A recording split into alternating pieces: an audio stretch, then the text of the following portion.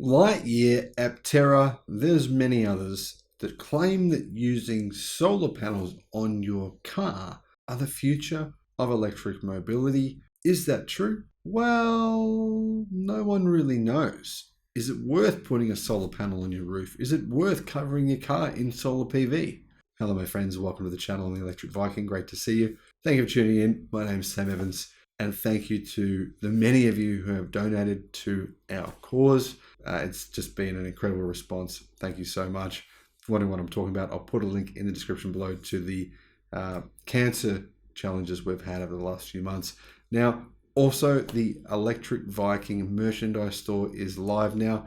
Unfortunately, you do have to pay shipping for each individual item because everything is custom made, but we've tried to keep the prices as low as possible. There's a 10% markup, very, very small markup. All that 10%, of course, goes towards the cancer funds to actually go through with the treatment, which is quite expensive. So jump on, grab some merchandise. There's all kinds of stuff there. There's a whole range of stuff we've spent a while designing. Hope you like it. Let us know your feedback in the comments. Let me know what you think of it. Let me know what you think of the designs. If you have any designs, send me an email. We might even be able to make it happen. Now, I will be at Fully Charged live in Sydney in a few weeks' time, presenting there. I'd love to meet you. Everyone there, come and say g'day. I'll be riding around on an electric skateboard if I don't get booted off and told to get out of there. Yeah, that's what I've been doing these days. It's a lot of fun. So come and meet me, say g'day, say hi. And you can use my 10% promotion code discount in the description when you buy your tickets. I don't make anything from that. It's just to help support the event themselves. So like I said, there's a whole lot of cars right now. There's a whole lot of actually mainstream cars that people haven't heard about that do have solar panels on them. It's pretty common. There's lots of Chinese models. There's actually even models made by legacy automotive companies that don't really do much, like Toyota has them. So yeah, is it a thing? Does it make sense? Well, a lot of engineers are saying no, it doesn't make sense because the panels are too heavy. Then you got to have the inverters, you got to have all the system to make it work. Does it actually work in the real world? Well, the efficiency of solar vehicles in the real world conditions is about to be tested over a 3-year period. PV Magazine says that a new 3-year pilot project is assessing the efficiency of vehicle integrated PV and will verify it with on-road monitoring and testing. The goal is to predict the charging infrastructure needed for electric vehicles with PV modules. Now, for me personally, I have ordered an Aptera electric car. I love the company. I think the CEO, head screwed on right. I think the product they've made is very different, unique. Will it suit everyone? No. I mean, a lot of people are going to go, this thing's a joke. What the hell is this thing? Doesn't suit me. I can't put anything in this thing. Yeah, it's true. I can't put my kids in there. Probably not. Can't put my surfboard in there. No, not really. Electric bike. No, maybe I can put a tow ball on the outside, maybe a roof rack on there and put some stuff on the outside, but it's not very practical. The range though is insane. The model that I ordered, I think it was $45,000 US, something like that. 1,000 miles of range. That's insane. The solar panel efficiency on that car seems to be extremely high. Is it realistic in the real world? Well, no one really knows yet. Will I even get one of these EVs? In Australia? Maybe not. Now, the company have told me that I will. So I hope that's true because I'd love to actually take delivery of that one day. So an international public-private consortium will look at how vehicle integrated PV can support the transition to an all-electric transport system in Europe. And if you haven't seen my video about the new PV that I think would be perfect for cars, it would make a lot of sense because of the way it's been made. It's incredible. It's like almost indestructible. It's like a t-shirt. It can be wrapped to anything. You need to see that video because that is really very much a game-changing type product. It to some degree shows the naysayers that it can actually be done. Solar cars could make a lot of sense if they deploy this new fabric. Now that new fabric hasn't been massively commercialized yet, but it does look like it will happen.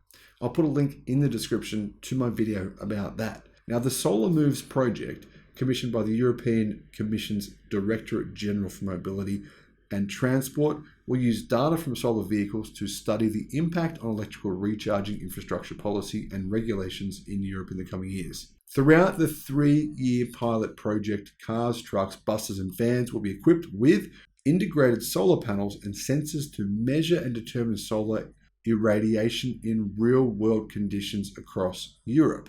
Now, hopefully they're going to do this in countries like, Germany and Spain, because completely different levels of sun, completely different environments. And that'll give us an idea, because, I could sit here and tell you, hey, you know what? These solar panel cars, they are awesome in northern Queensland, in the hot parts in the sub-Saharan Africa, right? They're awesome. And then you come back to me and say, well, I live in Alaska. It's of no use to me. But you might say, well, actually in Alaska, I get a lot of sun. Depends on where you live, doesn't it? Depends on how much sun you get, on whether or not they will actually work for you. So really the answer to this question may never truly be solved. We will get some real world data on how well these systems work. The team includes the Netherlands Organization for Applied Scientific Research, Germany's Fraunhofer Institute of Solar Energy Systems, and EV car manufacturer Sono Motors, who, by the way, obviously have a vested interest in this project because they happen to make a solar-powered, well, not a solar-powered EV, but an electric car that has solar panels, will model the efficiency of the solar vehicles and then verify that with on-road monitoring and testing. The results of this monitoring will give insight into the increase in efficiency of electric vehicles when solar technology is integrated, and will be used to ascertain the overall potential of this technology and make predictions on the required recharging infrastructure for the potential scenario in which a significant part of the electric vehicles are equipped with solar modules in the next few years, Tino said in a statement. Now, my thoughts on this are that yes, solar panel equipped cars do make sense. Do they make sense using 10-year-old technology? Absolutely not.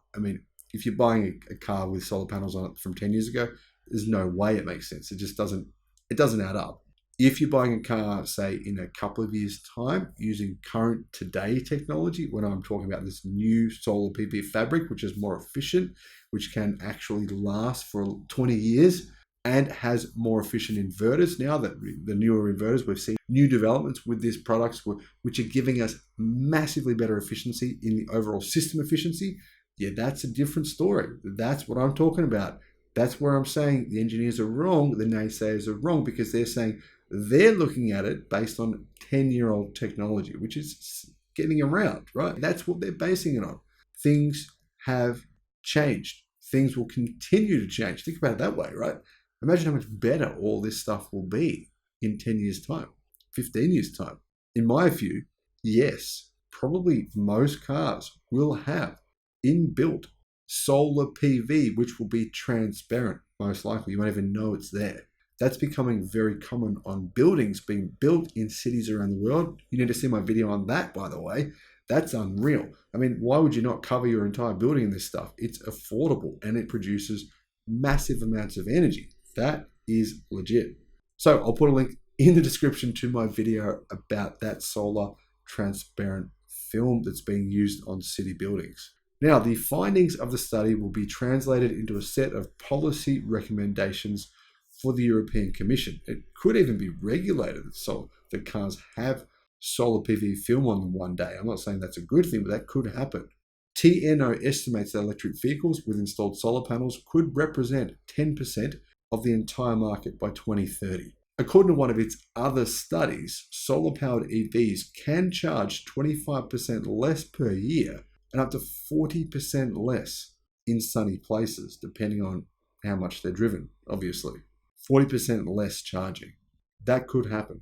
That could be real. We're still a few years away, but I believe in that being the future of the electric car. That, my friends, is probably why I actually went and ordered one.